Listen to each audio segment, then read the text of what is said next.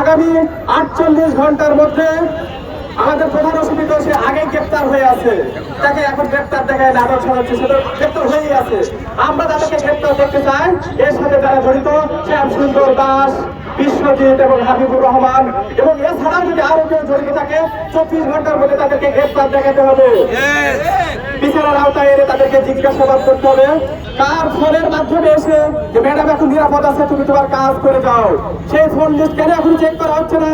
দ্রুততম সময়ের মধ্যে সেই ফোন চেক করে তাদেরকে আইনের আওতায় নিয়ে আসতে হবে, জিজ্ঞাসাবাদ করতে হবে। এবং পরিশেষে আমরা যদি এটা আর গ্রেপ্তার না হয় 24 ঘন্টার পর কুষ্টিয়া সহ আমরা সবাই গিয়ে ইসলামী বিশ্ববিদ্যালয়ের প্রশাসন, ভিসি মহোদয়ের কার্যালয় ঘেরাও করে বিশ্ববিদ্যালয় অকার্যকর করে দিব।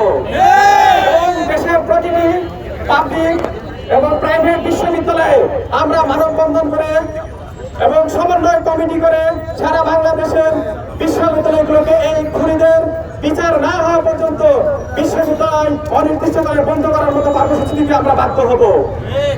তো পরিশেষে আপনারা যারা এখানে এসেছেন তাদের কাছে আমাদের দাবি, নিহত পরিবারের পাশে আপনারা আগে যেভাবে সম্মানের সাথে দেখতেন সেইভাবে থাকবেন, বিপদে আপদে সবসময় আপনারা থাকবেন এবং নিহতের জন্য আপনারা দোয়া করবেন, এই পরিবারগুলোর জন্য আপনারা দোয়া করবেন। আমাদের এই আন্দোলন সাথে আপনারা সবসময় থাকবেন। অনেক সময় আন্দোলন না করলে কিন্তু বিচার ব্যবস্থা দুর্বল হয়ে যায়।